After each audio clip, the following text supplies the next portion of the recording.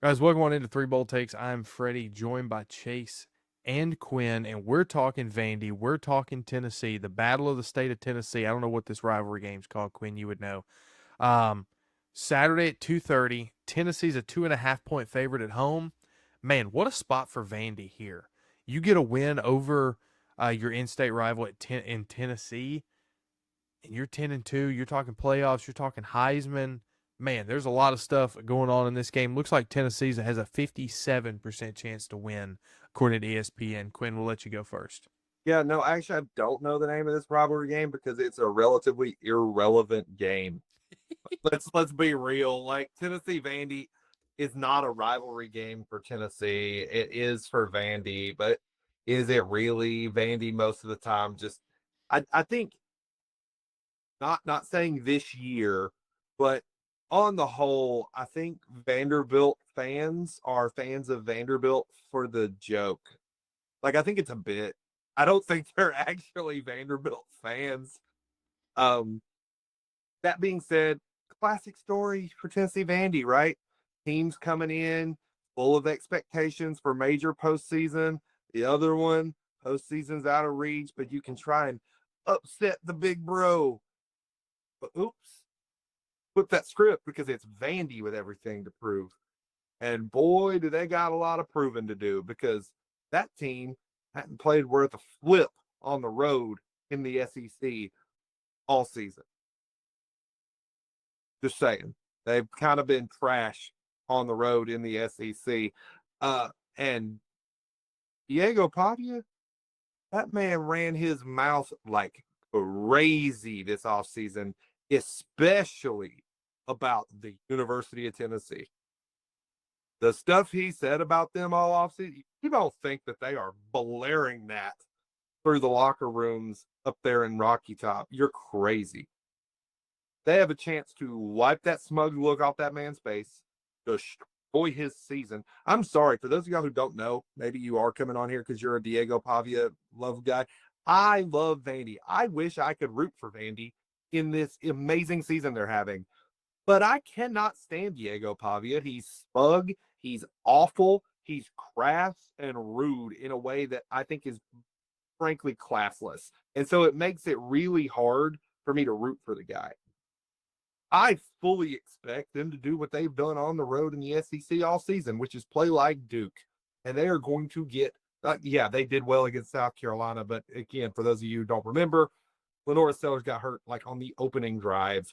The backup quarterback handed them a bunch of points in the second half. Yeah, but Alabama and Texas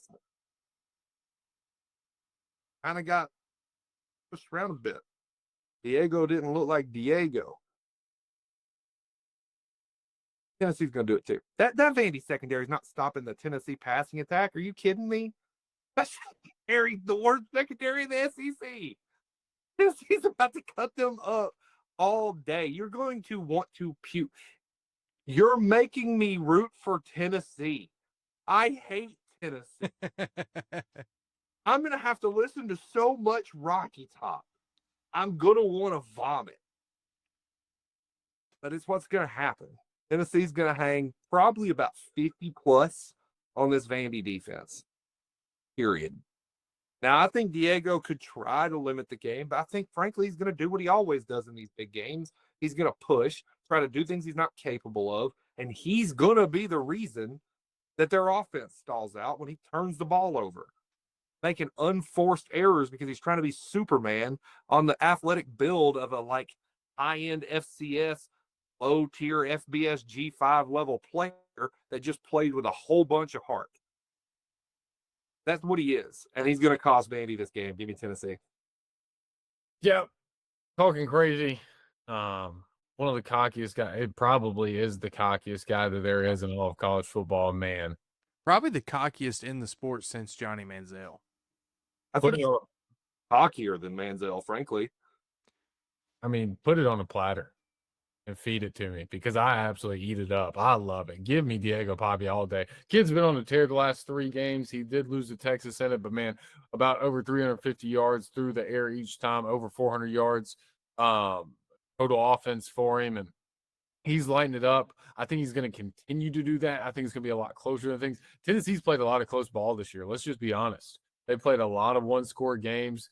The loss to Oklahoma, a win over Arkansas. They went to overtime with Mississippi State. Close loss against Georgia. Like, they've just played a lot of close ball this year. I don't think this is the same high-flying offense that Heupel's always had. I like what Aguilar's done. They definitely, I think, have done a step up if Nico was there. Uh, I think Diego is kind of.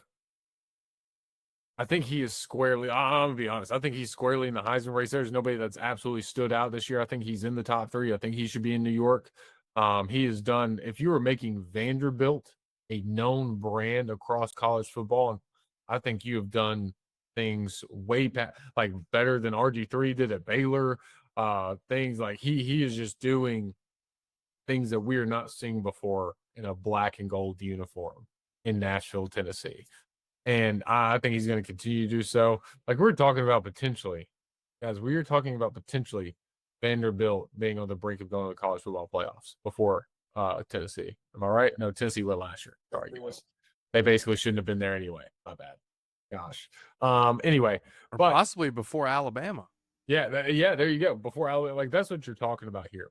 Vanderbilt is a very good ball team. They do struggle a little bit on the road, but I think that's against a high-end team. Alabama, who is a very confident, good team, and Diego did try and force a lot there. Texas, that was a close game and trying to make a comeback. Almost had the opportunity, didn't work out for him. I think he gets it done. This is kind of your big 3 this season.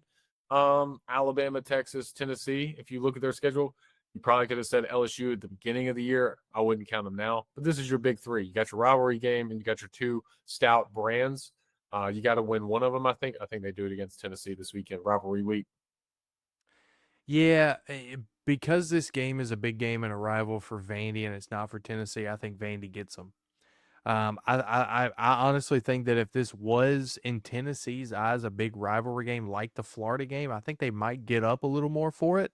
However, it's still the last game of the season. You have the opportunity to crush a team's dreams, no matter if it's your deem a quote rival or not. That's a big deal. I think of all the years for Vandy to catch Tennessee, it's this one. Tennessee is vulnerable, and Vandy has played some very good ball as of late. Um, I don't.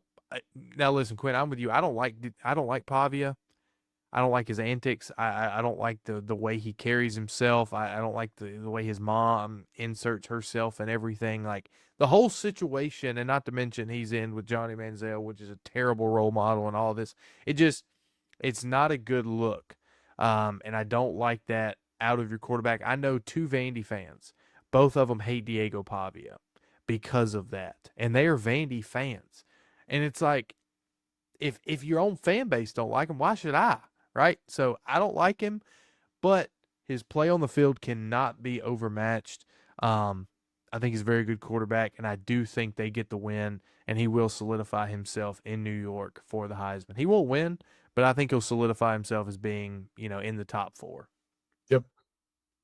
So, guys, that has been Vanderbilt and Tennessee preview and prediction. Appreciate it. Thanks for watching. I'm Freddie, been joined by Chase and Quinn. Subscribe. We'll see you guys in the next one.